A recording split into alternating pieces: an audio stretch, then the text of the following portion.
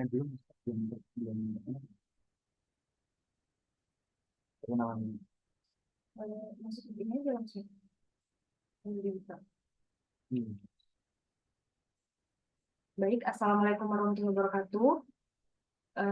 Sebelumnya, terima kasih untuk teman-teman yang sudah bergabung di diskusi kita hari ini. Sebelumnya, izinkan kami untuk memperkenalkan diri terlebih dahulu. Perkenalkan saya Alifia Starini dan Saya Muhammad Fauzan Andika Pratama dengan NIM 3291. Saya Lukman Adi Widya dengan NIM 328 baik, langsung saja kita mulai ke materi pertama. Kalimat. Selain masalah yang dibahas, cara kita menyampaikan masalah itu juga sangat penting untuk membuat tulisan menarik. Penjelasan faktor penyajian yang lebih sederhana. Cara menyusun ide, bagaimana kita mengatur ide-ide dalam tulisan dari awal sampai akhir, apakah urutannya logis dan mudah diikuti. Bahasa yang baik, penggunaan bahasa yang benar atau ejaan dan kalimat yang jelas atau efektif membuat tulisan lebih mudah dipahami. Ya, analogi.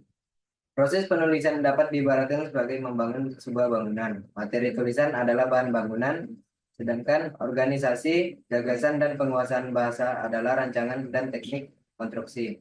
Sebuah bangunan yang kokoh dan indah membutuhkan perencanaan yang matang dan keterampilan teknis yang memadai.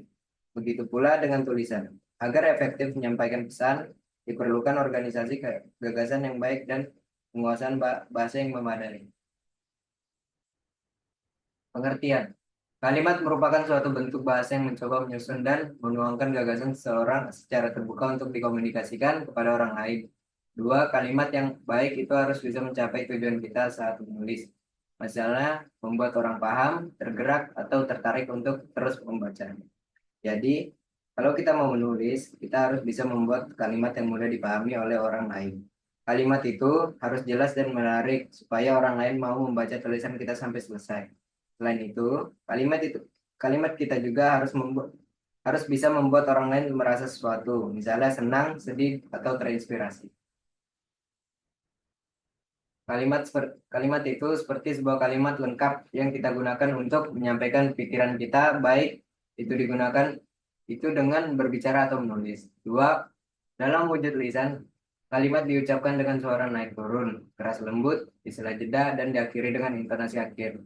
Ya, dalam wujud tulisan berhuruf Latin, kalimat dimulai dengan huruf kapital dan diakhiri dengan tanda baca akhir, seperti tanda titik, tanda tanya, dan tanda seru. Keempat, sekurang-kurangnya kalimat harus memiliki subjek atau S dan predikat.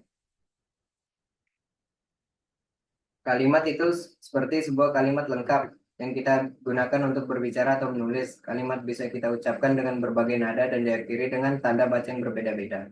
Setiap kalimat harus punya bagian utama yaitu subjek atau siapa atau apa yang dibicarakan dan predikat apa yang dilakukan atau terjadi.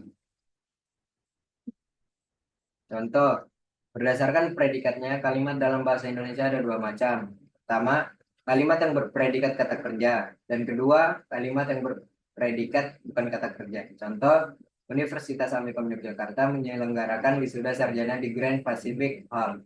Dua, ruangan itu membutuhkan 300 kursi. Contoh lain, kalimat dengan kata kerja, dia membaca buku dengan serius atau kucing itu mengejar tikus. Kalimat tanpa kata kerja, buku itu sangat menarik atau langit hari ini cerah. Ciri-ciri kalimat. Nada suara saat kita berbicara. Kalimat kita punya nada naik turun. Ini disebut intonasi. Setiap kalimat biasanya diakhiri dengan nada tertentu yang menunjukkan akhir dari kalimat tersebut. Dua, subjek dan predikat. Setiap kalimat yang benar harus punya dua bagian utama. Subjek, bagian yang menunjukkan siapa atau apa yang sedang kita bicarakan. Predikat, bagian yang menunjukkan apa yang dilakukan oleh subjek. Predikat transitif disertai objek, intransitif dapat diikuti pelengkap. Makna yang jelas, kalimat harus menyampaikan satu pikiran yang utuh dan mudah dipahami. Urutan kata-kata dalam kalimat harus disusun dengan urutan yang logis agar maknanya jelas. Tanda baca saat kita menulis, kalimat harus dimulai dengan huruf besar dan diakhiri dengan tanda titik, tanda tanya, atau tanda seru. Next. Baca. Baca. Siapa yang apakah ini kalimat? Siapa yang menyelenggarakan wisuda sarjana di Grand Pacific Hall? Bukan, bukan kalimat. Ini bukan kalimat. Ini adalah kalimat tanya. Kalimat tanya ditandai dengan adanya kata tanya atau siapa di awal kalimat. Meskipun memiliki unsur-unsur kalimat, kalimat tanya memiliki struktur yang sedikit berbeda. 2. Rektor Universitas Amikom Yogyakarta memimpin upacara di Hari Pendidikan Nasional. Itu kalimat. Kalimat ini lengkap dengan subjek atau Rektor Universitas Amikom Yogyakarta dan predikat memimpin upacara Hari Pendidikan Nasional. Kalimat ini menyampaikan informasi secara jelas dan utuh. 3. Dalam ruangan itu memerlukan 3 buah kursi, bukan kalimat. Kalimat ini kurang lengkap. Kata dalam membuat kalimat menjadi tidak jelas. Kalimat yang benar bisa menjadi ruangan itu memerlukan 3 buah kursi. 4. Mendirikan pabrik baja di Yogyakarta. Bukan kalimat, ini hanya berupa frasa verbal atau kata kerja beserta keterangannya.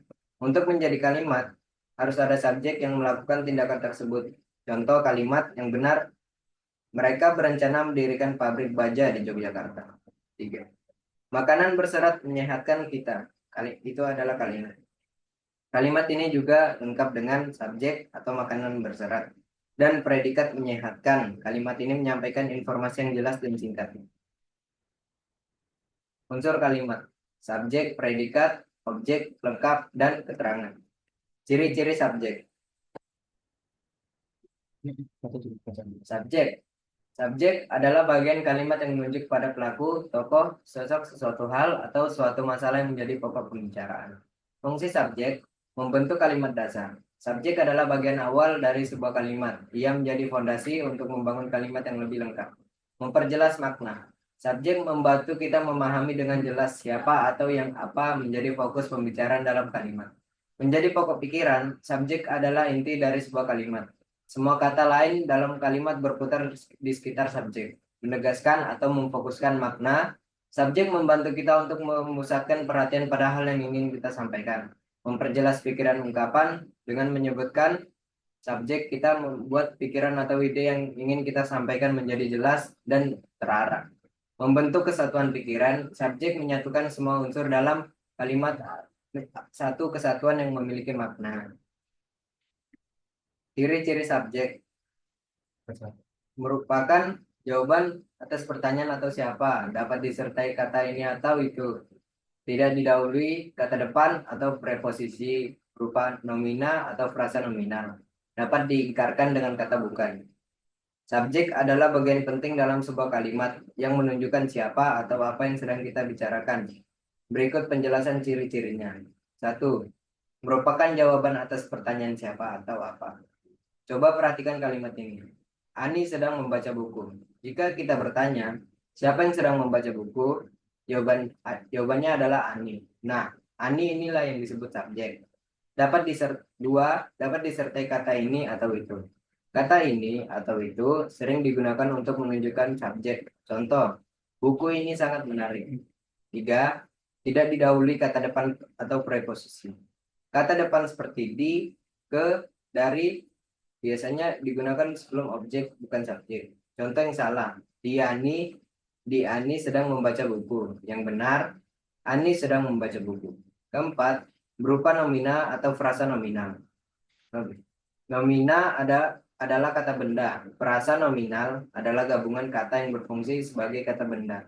Jadi, subjek bisa berupa kata benda tunggal atau misal meja, buku, atau gabungan kata. Misalnya, anak laki-laki, buku pelajaran. 5. Dapat diingkarkan dengan kata bukan.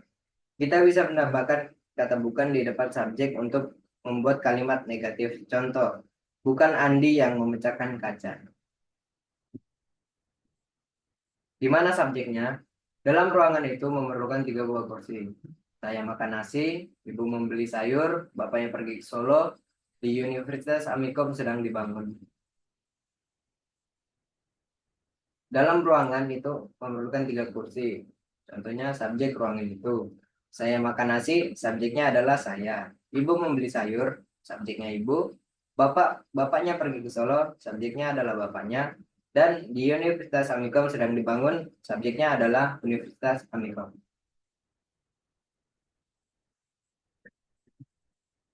Baik, saya lanjutkan. Untuk predikat merupakan bagian kalimat yang menunjukkan perbuatan atau action dan menyatakan sifat atau keadaan subjek. Termasuk juga sebagai predikat adalah pernyataan tentang sejumlah sesuatu yang dimiliki subjek. Ciri-cirinya meliputi yang pertama ada jawaban atas pertanyaan bagaimana, mengapa, atau berapa terhadap subjek. Dapat diinginkan dengan tidak atau bukan, dapat disertai kata-kata aspek, akan, sedang, susah, selalu, hampir, atau modalitas, sebaiknya, seharusnya, demikiannya, selayaknya, tidak didahului kata yang, untuk, dan sejenisnya, dan didahului kata adalah, ialah, yaitu, yakni. Untuk letak predikatnya itu sendiri, yang pertama ada kalimat menyayangi anaknya, letak predikatnya ada di menyayangi karena itu sebuah kalimat tindakan.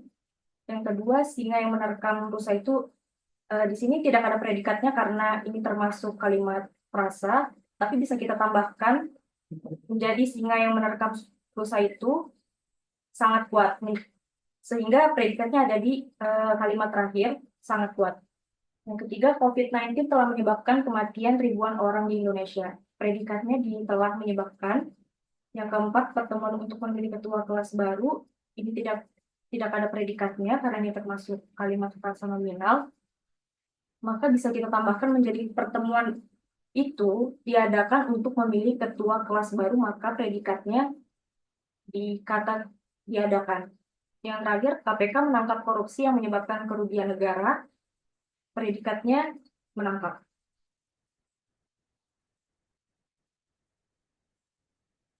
Selanjutnya ada objek. Objek ini merupakan unsur kalimat yang dikenai perbuatan atau menderita akibat perbuatan subjek. Sebagai bagian yang melengkapi predikat, objek hanya ditemukan dalam kalimat yang berpredikat kata kerja.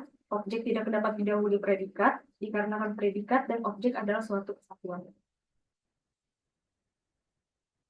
Ciri-cirinya meliputi yang pertama langsung mengikuti predikat, dapat menjadi subjek kalimat pasif, tidak didahului kata depan atau preposisi seperti di, ke, dari, dan dapat didahului kata bahwa.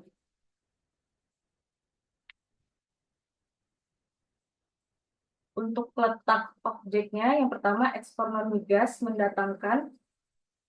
Di sini belum ada objeknya karena kita bisa menambahkan objek sendiri.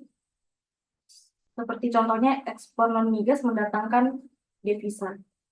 Yang kedua, Budi bermain bola basket di lapangan, objeknya ada bola basket. Yang ketiga, Paman menanam jagung di kebunnya, objeknya ada jagung. Yang keempat, Asep memerah sapi untuk diambil susunya, objeknya ada sapi. Dan yang terakhir, uangnya hilang, tidak ada objek. Oke, selanjutnya masuk ke pelengkap. Jadi pelengkap adalah unsur kalimat yang melengkapi predikat dan tidak dikenai perbuatan subjek. Fungsi pelengkap memiliki perilaku yang hampir sama dengan fungsi objek. Jadi pelengkap di sini bayangkan sebuah kalimat sebagai sebuah cerita pendek. Subjeknya adalah tokoh utama dalam cerita itu. Predikat adalah tindakan yang dilakukan. Nah, kalau pelengkap ini merupakan informasi tambahan tentang tokoh utama atau hasil dari tindakannya yang membuat cerita menjadi lebih lengkap. Posisinya berada di belakang predikat jika tidak ada objek, atau di belakang objek apabila ada objeknya. Kita masuk ke ciri-ciri pelengkap. Yang pertama, tidak dapat diubah menjadi subjek.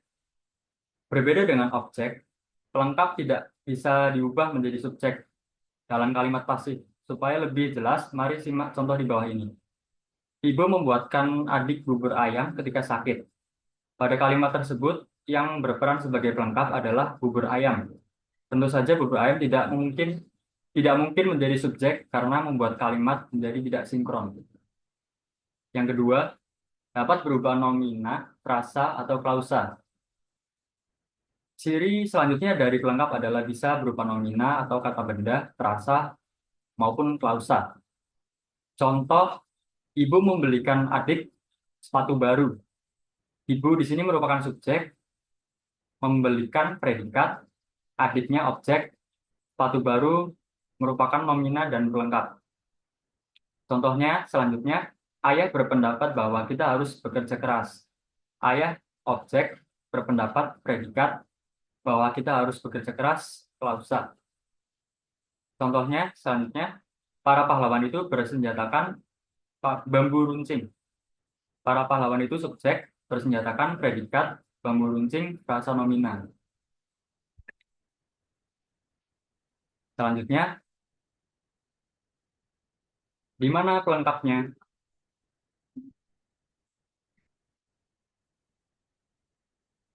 Eh, yang pertama, dia meminjami saya novel baru. Pelengkapnya merupakan novel baru. Karena novel baru ini melengkapi makna kata kerja, yaitu meminjami. Jadi, yang dipinjamkan adalah novel baru. Selanjutnya, negara Republik Indonesia berdasarkan Pancasila. Pelengkapnya di sini merupakan Pancasila. Pelengkap Pancasila dilengkapi makna kata kerja berdasarkan. Jadi, negara Indonesia berdasarkan pada ideologi Pancasila. Selanjutnya, saya berjualan sayur bayam. Pelengkap di sini merupakan sayur bayam.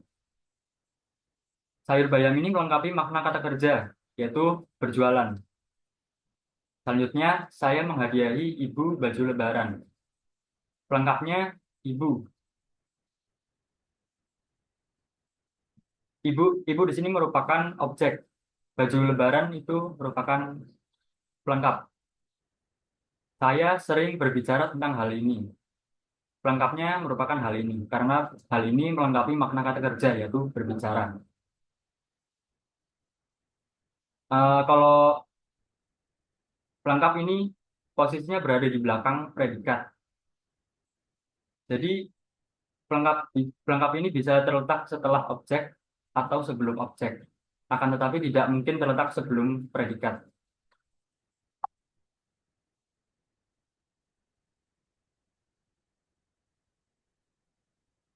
Oke, lanjutnya keterangan.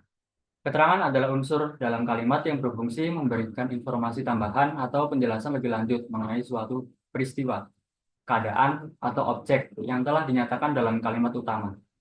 Informasi tambahan ini dapat berupa keterangan tentang tempat, waktu, cara, sebab, tujuan, atau sifat dan keadaan.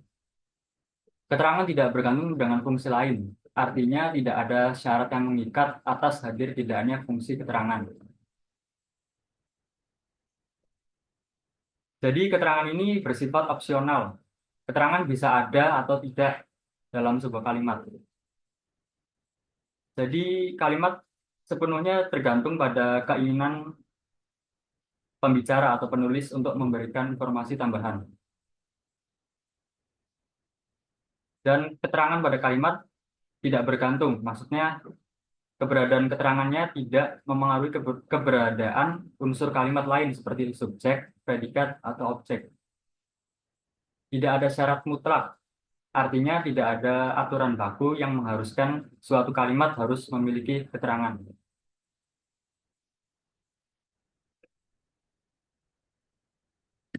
Oke, masuk ke ciri-ciri keterangan.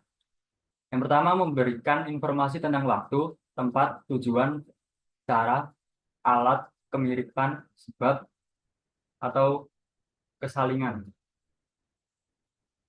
Keterangan waktu contohnya menunjukkan kapan suatu peristiwa terjadi. Bisa kemarin, besok, setiap hari, saat itu. Keterangan tempat menunjukkan di mana suatu peristiwa terjadi. Di rumah, di sekolah, di Jakarta, di atas meja. Keterangan tujuan menunjukkan untuk apa suatu tindakan dilakukan. Misalnya untuk belajar, untuk bermain, agar sukses. Keterangan cara menunjukkan bagaimana suatu tindakan dilakukan. Dengan hati-hati, dengan cepat, secara bertahap. Selanjutnya, keterangan alat. Menunjukkan alat yang digunakan untuk melakukan suatu tindakan. Dengan pisau, dengan sendok, dengan komputer. Keterangan kemiripan. Menunjukkan perbandingan atau persamaan antara dua hal atau lebih. Contohnya, seperti bunga, sebagaimana biasanya, seumpama. Keterangan kesalingan menunjukkan hubungan timbal balik antara dua hal atau lebih. Satu, contohnya satu sama lain bergantian saling membantu. Yang kedua, memiliki keluasan letak atau posisi, dapat di awal, akhir, atau menyisip antara subjek dan predikat.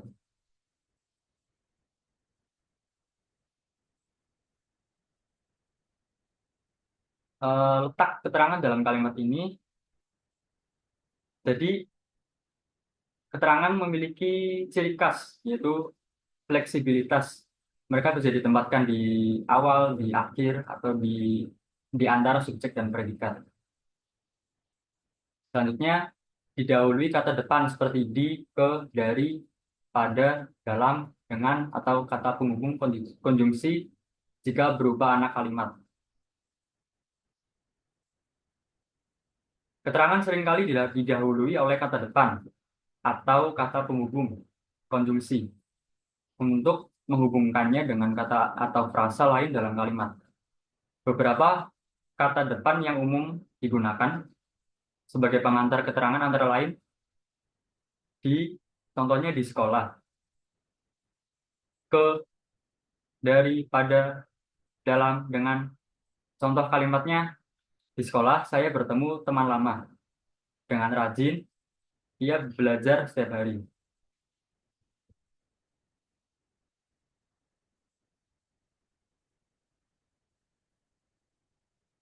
Oke, selanjutnya di mana keterangannya? Saya berjualan sayur bayam di pasar. Di sini keterangannya merupakan di pasar. Kemarin pagi saya menghadiahi ibu baju lebaran. Keterangannya kemarin pagi. Anak presiden telah diwisudai 3 hari yang lalu. Keterangannya 3 hari yang lalu. Pagi tadi aku memutuskan pergi ke sekolah. Keterangannya pagi tadi dan dari rumah. Dari rumah ya, maaf. Selanjutnya, bayi harus minum ASI selama 2 tahun. Keterangannya selama 2 tahun.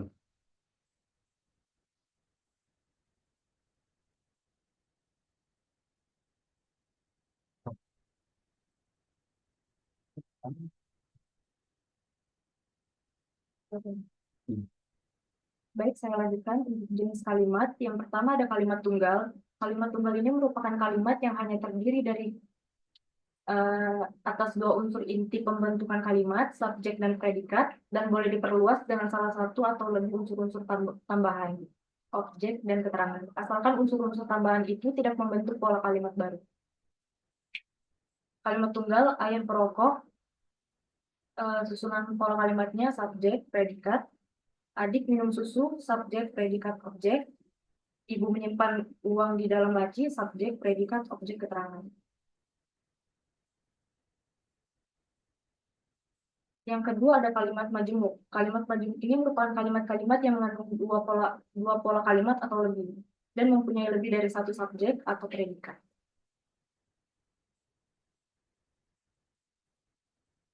Cara pembentukan kalimat majemuk ini yang pertama memperluas bagian-bagian kalimat tunggal. Contohnya seperti anak itu membaca novel, ketika diperluas menjadi anak yang menyapu di perpustakaan itu sedang membaca novel. Yang kedua, menggabungkan dua atau lebih kalimat tunggal. Susi menulis surat dan Bapak membaca Quran. Jenis-jenis kalimat majemuk ini terdiri dari 4 bagian. Yang pertama, kalimat majemuk setara. Kalimat majemuk setara adalah kalimat majemuk yang bersifat koordinatif sehingga tidak ada saling menerangkan.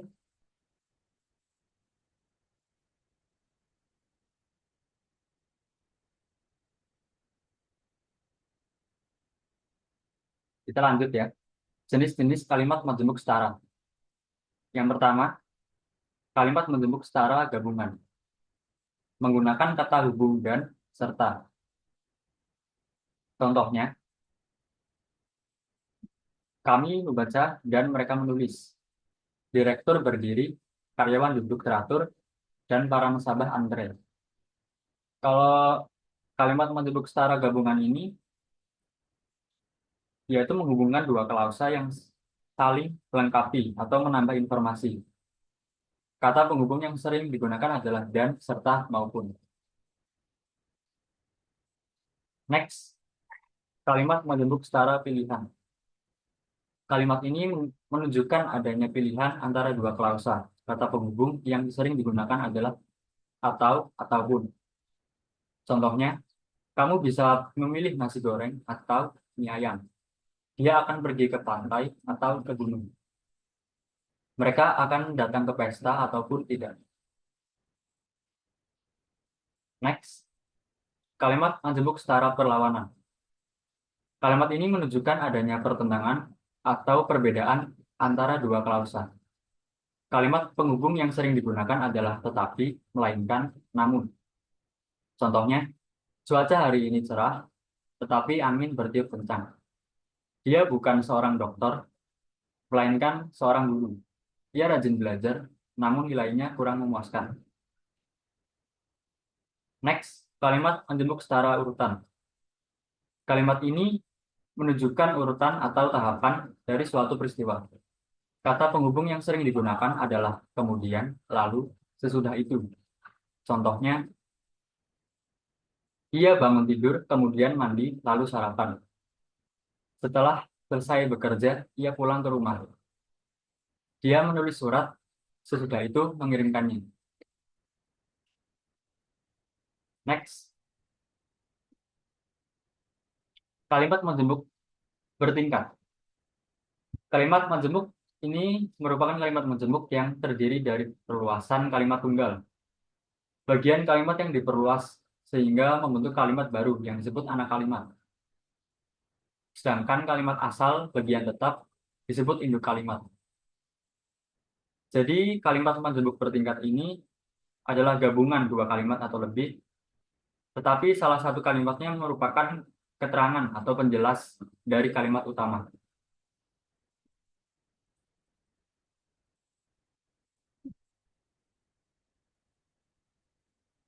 Intinya, kalimat menjemuk setara, kalau kalimat menjemuk setara, kedua bagian kalimat memiliki kedudukan yang sama pentingnya. Kalau kalimat menjemuk bertingkat, salah satu bagian kalimat menjelaskan atau melengkapi bagian kalimat lainnya. Ciri-cirinya terdiri dari klausa utama dan klausa bawahan. Klausa bawahan menjelaskan atau melengkapi klausa utama. Klausa bawahan biasanya diawali dengan kata hubung, seperti yang, bahwa, karena, sehingga, meskipun, walaupun. Kita masuk ke jenis kalimat menjemuk bertingkat. Yang pertama, kalimat menjemuk bertingkat, keterangan waktu. Menggunakan kata hubung ketika, waktu, saat, setelah, sebelum. Contohnya, ketika hujan turun, anak-anak bermain di dalam rumah. Setelah selesai mengerjakan tugas, ia pergi bermain. Sebelum berangkat sekolah, ibu selalu menyiapkan sarapan. Next, kalimat menjemuk bertingkat, keterangan sebab. Menggunakan kata hubung sebab, karena. Contohnya, karena cuaca buruk, penerbangan dibatalkan. Sebab ia sakit, dia tidak masuk sekolah. Selanjutnya, kalimat menjemuk bertingkat, keterangan hasil. Menggunakan kata hubung hingga, sehingga, akhirnya. Contohnya, ia belajar dengan rajin sehingga mendapat nilai bagus. Pohon tumbang akibat angin kencang. Karena terlalu lelah, ia tertidur. Selanjutnya, kalimat menjemuk bertingkat, keterangan syarat. Menggunakan kata hubung jika, apabila, kalau, andai kata. Contohnya, jika kamu rajin belajar, kamu pasti berhasil. Apabila cuaca cerah, kita akan pergi ke pantai. Selanjutnya, kalimat menjemuk bertingkat, keterangan tujuan. Menggunakan kata hubung agar, supaya, demi, untuk, guna. Contohnya, ia belajar bahasa Inggris agar bisa bekerja di perusahaan asing. Supaya tidak terlambat, dia berangkat lebih pagi. Agar tanaman tumbuh subur, ia menyiramnya setiap hari. Next, kalimat menjemuk bertingkat, keterangan cara. Menggunakan kata hubung dengan dalam. Contohnya, dengan belajar sungguh-sungguh, ia berhasil lulus ujian. Next, kalimat menjemuk bertingkat serangan posesif menggunakan kata hubung meskipun, walaupun, biarpun. Selanjutnya, kalimat majemuk bertingkat pengganti nomina menggunakan kata bahwa. Contohnya, fakta bahwa ia jujur membuatnya dihormati. Anggapan bahwa semua orang sama membuatnya bersikap adil. Sampai sini ada yang ingin ditanyakan?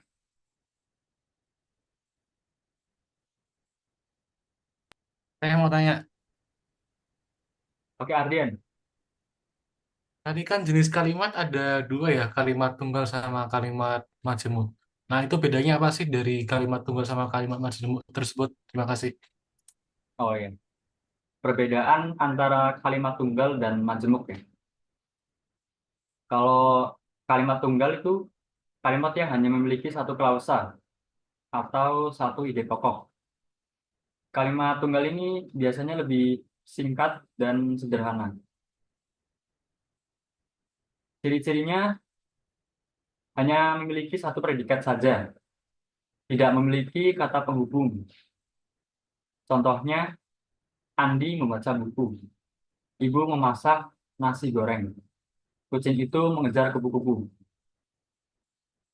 Kalau kalimat majemuk di sini, kalimat yang terdiri dari dua klausa atau lebih dan memiliki kata penghubung. Kalau kalimat majemuk ini lebih kompleks dan lebih panjang. Ciri-cirinya memiliki dua predikat atau lebih, dihubungkan dengan kata penghubung konjungsi. Contohnya, Andi membaca buku dan adiknya menonton televisi. Ibu memasak nasi goreng karena tamu akan datang. Kucing itu mengejar kupu-kupu tetapi tidak berhasil menangkapnya. Sudah bisa dipahami?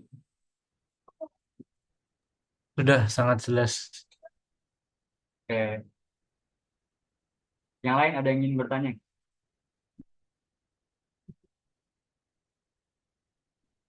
Tidak. Nggak ada ya? Oke, itu tadi penyampaian materi dari kelompok kami. Kurang lebihnya mau dimaafkan. Sekian, wassalamualaikum warahmatullahi wabarakatuh. Assalamualaikum warahmatullahi wabarakatuh.